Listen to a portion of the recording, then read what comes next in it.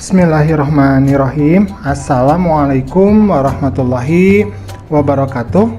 Pada kesempatan kali ini kita akan membahas mengenai pelajaran 5, yaitu materi Rasul Allah idolaku.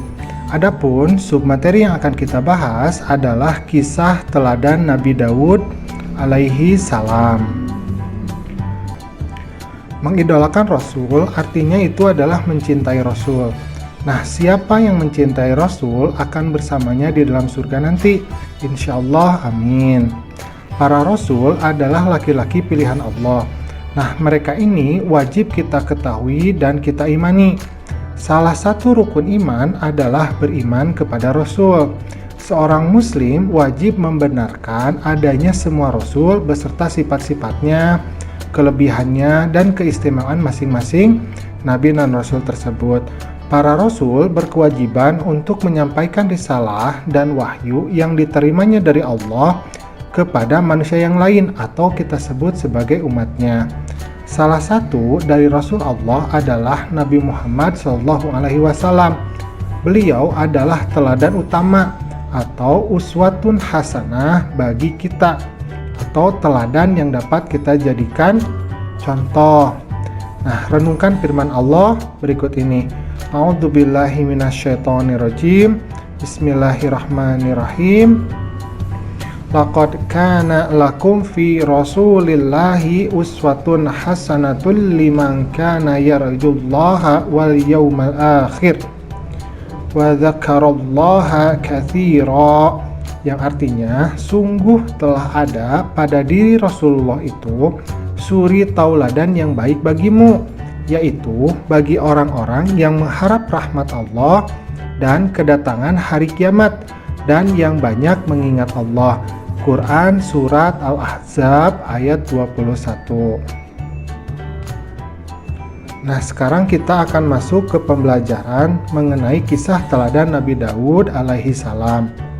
Nabi Daud adalah salah seorang nabi dari Bani Israel, yaitu dari Sibit Yahuda. Ia merupakan keturunan ke-13 dari Nabi Ibrahim. Nabi Daud hidup pada masa Raja Talut. Nah, Raja Talut ini beriman dan memiliki musuh, sebuah kerajaan lagi yang dipimpin oleh Raja Jalut. Nah, Raja Jalut ini kafir. Ketika itu terjadi peperangan antara tentara dari Raja Talut melawan tentara dari Raja Jalut. Tentara Raja Talut ini dapat mengalahkan Raja Jalut serta bala tentaranya dengan izin Allah. Dan Nabi Daud adalah salah seorang bala tentara dari Raja Talut yang dapat membunuh Raja Jalut dengan menggunakan ketapel. Suatu ketika, sesudah Raja Talut ini wafat, maka Nabi Daud itu kemudian diangkat menjadi raja. Allah memberikan kerajaan dan ilmu pengetahuan kepada Nabi Daud. Kemudian Allah juga mengangkatnya menjadi rasul serta memberikan karunia yang agung, yang besar, yaitu berupa suatu kitab. Nah, kitab ini kita namakan sebagai kitab Zabur.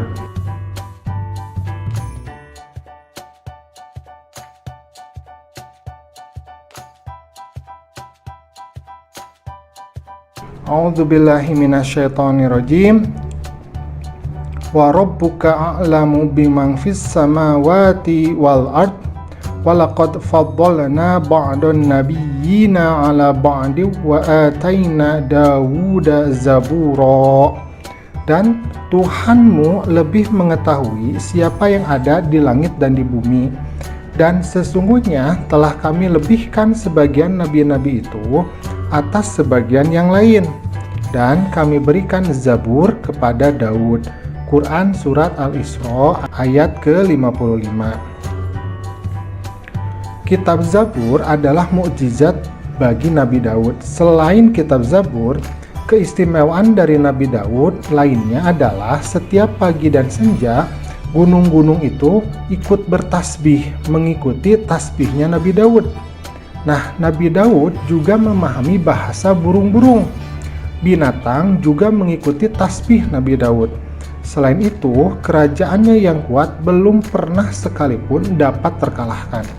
Sebaliknya, Nabi Daud selalu mendapatkan kemenangan dari semua lawannya. Ia menduduki tahta kerajaan Bani Israel selama 40 tahun. Di antara mukjizat Nabi Daud adalah beliau dapat melunakkan besi layaknya lilin.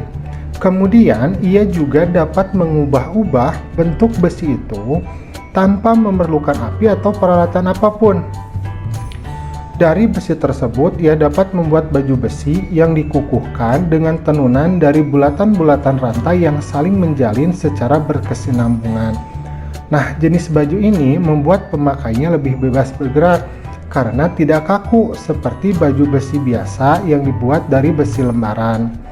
Tentang mukjizat ini disebutkan dalam Quran dalam surat Saba ayat 10 sampai ayat ke-11 dan surat Al-Anbiya ayat ke-80. Allah memberikan baju besi sebagai mukjizat kepada Nabi Daud guna melindungi prajurit dari serangan musuh Allah. Nabi Daud adalah seorang nabi yang amat taat kepada Allah, mempunyai kekuatan di dalam beribadah, terutama dalam sholat malam dan berpuasa separuh tahun, yaitu beliau itu sehari berpuasa, sehari berbuka, jadi berselang-seling ya. Serta beliau banyak beramal soleh. Keberaniannya sangat luar biasa. Dia tidak pernah melarikan diri ketika bertemu musuh.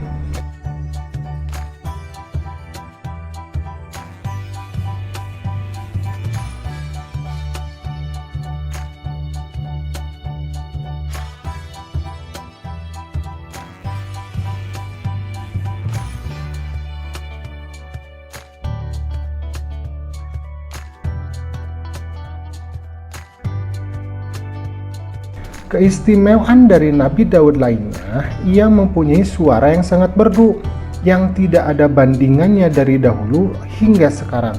Apabila ia bernyanyi, melakukan isi kitab Zabur, maka gunung-gunung dan burung-burung ini ikut bertasbih bersama Nabi Daud. Pada kesempatan kali ini, kita akan membahas mengenai pelajaran 5, yaitu materi Rasul Allah Idolaku. Adapun submateri yang akan kita bahas adalah bagian kedua ya, yaitu kisah teladan dari Nabi Sulaiman alaihi salam.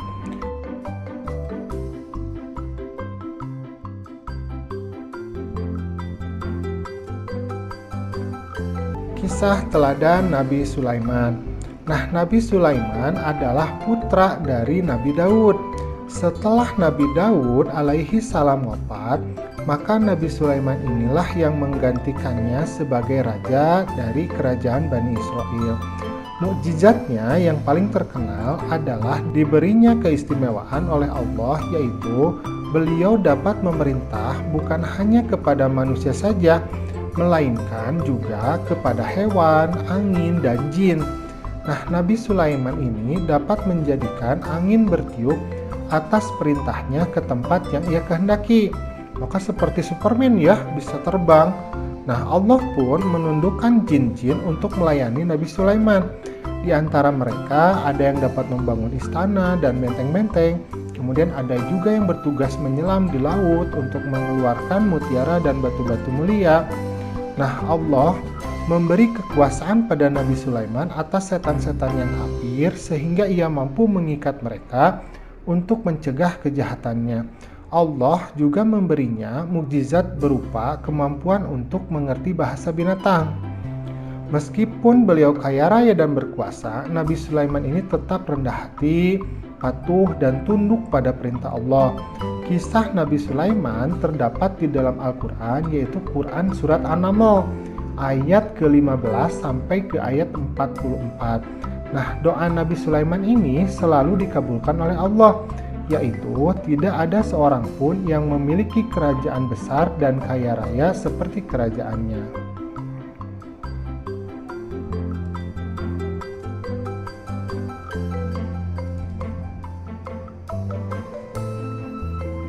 Suatu ketika, Nabi Sulaiman beserta pasukannya ini memasuki sebuah lembah. Nah, di lembah itu ada banyak sarang semut.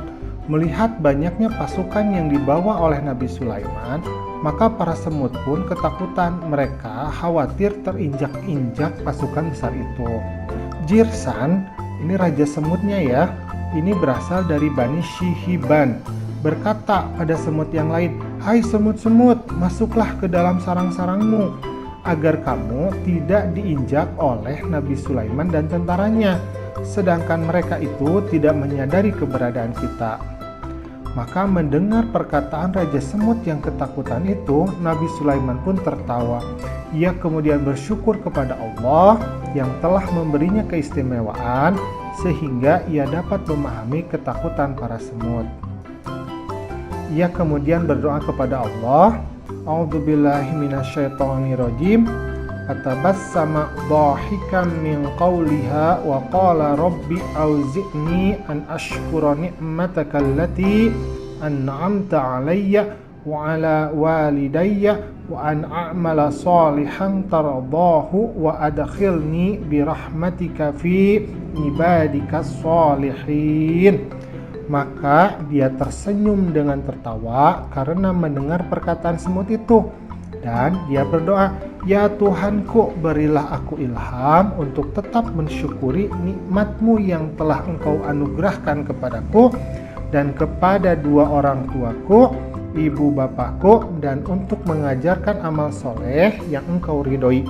Dan masukkanlah aku dengan rahmat-Mu ke dalam golongan hamba-hamba-Mu yang soleh." Nah, itulah kisah dari Nabi Sulaiman. Alhamdulillah, pembelajaran kita sudah selesai. Jangan lupa contohlah sikap Nabi Sulaiman yang selalu bersyukur atas segala nikmat yang Allah berikan kepadanya. Assalamualaikum.